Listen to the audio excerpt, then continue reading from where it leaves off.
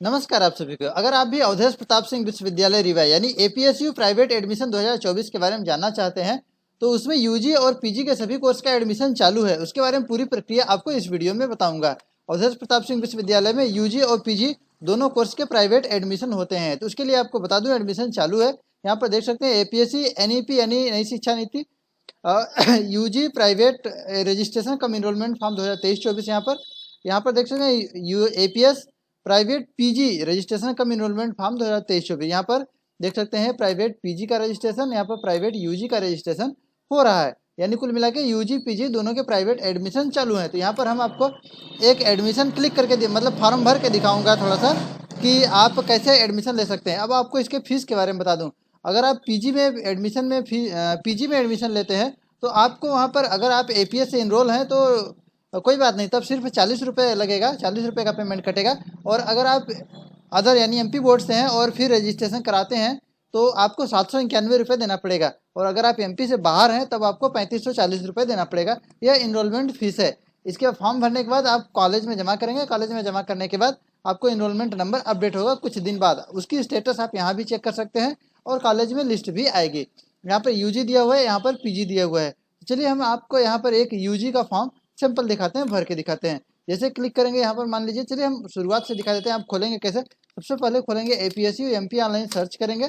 Search करने के बाद यहाँ नीचे जाएंगे, पहले रिजल्ट पर क्लिक करेंगे। और पहले रिजल्ट पर क्लिक करने के बाद हमारे सामने कुछ इस प्रकार से खुलेगा। थोड़ी देर सर्च होने के बाद यहाँ पर हम नीचे जाएंगे, सर्विस में जाएंगे। सर्विस में जाने के बाद हमारे सामने एपीएसयू एमपी ऑनलाइन का पेज खुल जाएगा, जिसमें हम नीचे स्क्रॉल करते जाएंगे। ये पेज धीरे धीरे खुल रहा है।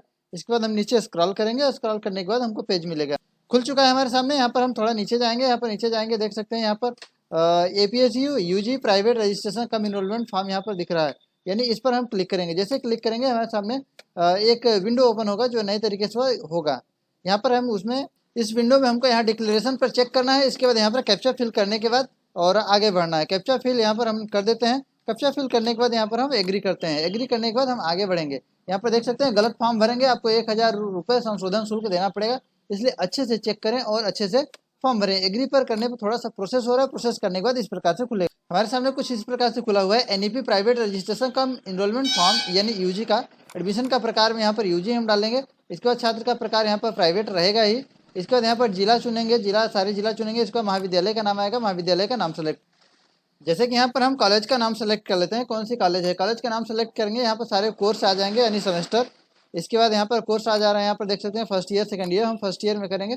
फर्स्ट ईयर में कौन कौन से कोर्स दिख रहे हैं, यहाँ पर कोर्स जो हैं उनको हम चुन लेंगे। कोर्स के बाद यहाँ पर माध्यम चुनने के आ रहा है, माध्यम यानी हम हिंदी इंग्लिश चुन लेंगे। इसके बाद यहाँ पर शो एनईपी सब्जेक्ट। आपको मालूम होगा नई शिक्षा नीति में मेजर माइनर का है। इसमें आप नई शिक्षा नीति में मेजर माइनर का है। इसके बाद मेजर माइनर हम चुनेंगे। सो क्लिक है to show NEP once option in subject. Subject यहाँ पर आएगा, हम सब्जेक्ट चुन लेते हैं। यहाँ पर सब्जेक्ट आ रहा है तो यहाँ पर इकोनॉमिक, हिंदी, जो भी हम ग्रुप लेना चाहें आप अच्छे से देख कर लेंगे। इसके बाद यहाँ पर शो एनईपी न्यू सब्जेक्ट जो आते हैं यहाँ पर हम क्लिक करेंगे। यहाँ पर मेजर में जो लेना होगा हिंदी, मेजर में माइनर में इस प्रकार से सब्जेक्ट लेने होते हैं। आप अच्छे सोच समझ के लीजिएगा, ठीक है। तो मेजर में माइनर में अपने सोच समझ के सब्जेक्ट ले लीजिएगा, जो भी लेना चाहें। हम डेमो के लिए आपको कुछ भी दिखा दे रहे हैं, आप अपने हिसाब से अच्छे से ले लेंगे सब्जेक्ट। इसके बाद यहाँ पर नाम भरेंगे, पिता मिडिल नेम, अंतिम नाम भरेंगे, जन्मतिथि भरेंगे, अपना नाम यहाँ हिंदी में लिखेंगे। हिंदी में नाम अगर नहीं आता है तो आप कॉपी पेस्ट कर सकते हैं। यहाँ पर लिंग भरेंगे, लिंग भरेंगे, पिताजी का नाम भरेंगे, माताजी का नाम भरेंगे, वैवाहिक स्थिति डालेंगे। यहाँ पर अगर मैरिड हैं तो पति का नाम डालेंगे। ब्लड ग्रुप मालूम हो तो ठीक है, नहीं तो यहाँ पर आप आई डोंट नो कर सकते हैं। कैटेगरी ओबीसी एसटी एससी जो भी हैं, मूल निवासी हैं तो यस करेंगे, ठीक है। यहाँ पर उप श्रेणी में उम्मीद है कि नहीं होंगे कोई तो नो करेंगे, कुछ भी नहीं टिक करेंगे, छोड़ देंगे। इंडियन टिक करेंगे। इंडियन के बाद रिलीजन अपना करेंगे। इसके बाद यहाँ पर स्थायी पता डालेंगे। यहाँ पर क्लिक कर देंगे तो यहाँ पर परमानेंट पता जो है कॉपी हो जाएगा इसमें। इसके बाद यहाँ पर अपना मोबाइल नंबर डालेंगे, ईमेल आईडी, दोनों जरूरी है, डालना पड़ेगा।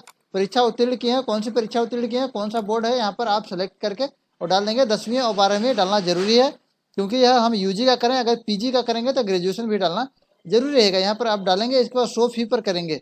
इतना करने के बाद हम शो फी पर क्लिक करेंगे।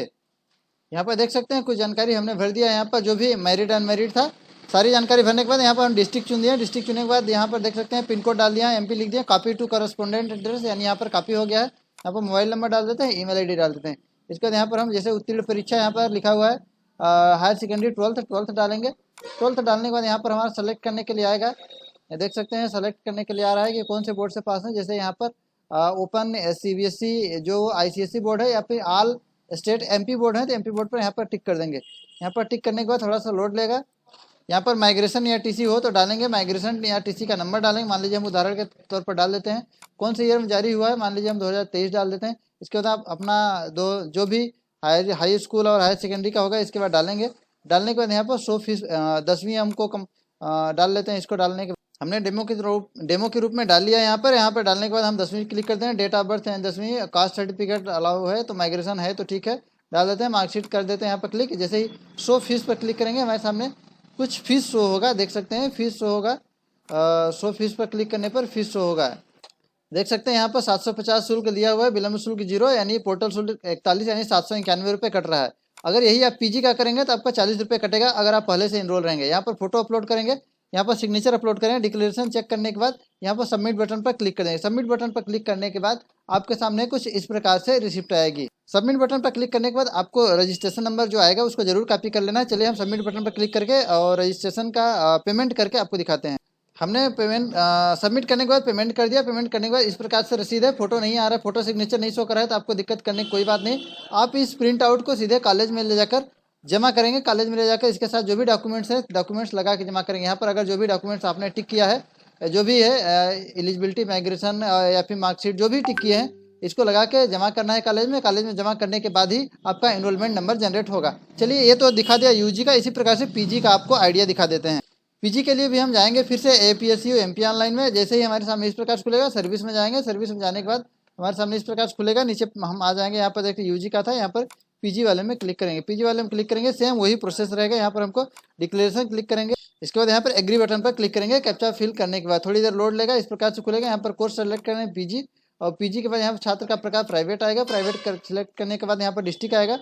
डिस्ट्रिक्ट सेलेक्ट करेंगे हम, जैसे सिंगरौली हो गया। यहाँ पर कॉलेज का नाम आ जाएगा ऑटोमेटिक, कौन सी कॉलेज है कॉलेज का नाम डाल देंगे। कौन से विषय से कोर्स से करना चाहते हैं, मान लीजिए MA इंग्लिश से करना चाहते हैं तो यहाँ पर इंग्लिश चुनेंगे। सेमेस्टर चुनेंगे, फर्स्ट आएगा हमारा, ठीक है। इस प्रकार से मीडियम कौन सा रहेगा, अब इंग्लिश है तो हम चलिए इंग्लिश मीडियम डाल देते हैं। यहाँ पर नाम वाम सब कुछ भरेंगे, सेम वही चीज़ भरना होगा। यहाँ पर आपको ग्रेजुएशन भी डालना होगा। ग्रेड डालने के बाद सेम वही प्रक्रिया करेंगे। वही प्रक्रिया करने के बाद आपको वही रिसिप्ट मिलेगी, उसी प्रकार से आपको कॉलेज में जमा करना है। एक बात और आपको क्लियर कर देना चाहता हूँ, फीस के बारे में अगर दिक्कत होगी तो आपको फीस के बारे में बता देता हूँ।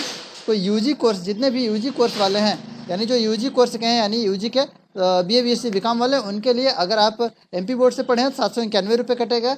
और अगर CBSE या अदर बोर्ड से पढ़े हैं तो आपको 3540 रुपये कटेगा। और अगर PG वाले हैं तो PG वालों को बता दूं, अगर APS से ही UG किए हैं तो आपको 40 रुपये कटेगा। अगर अदर से MP में ही किसी और यूनिवर्सिटी से किए हैं तो आपका कटेगा 791। और अगर MP से बाहर है तो 3540 रुपये कटेगा। इस प्रकार से रहा। कैसा लगा वीडियो, अच्छा लगा हो तो लाइक करें, सब्सक्राइब करें, शेयर करें। फिर मिलेंगे अगली वीडियो में। नमस्कार।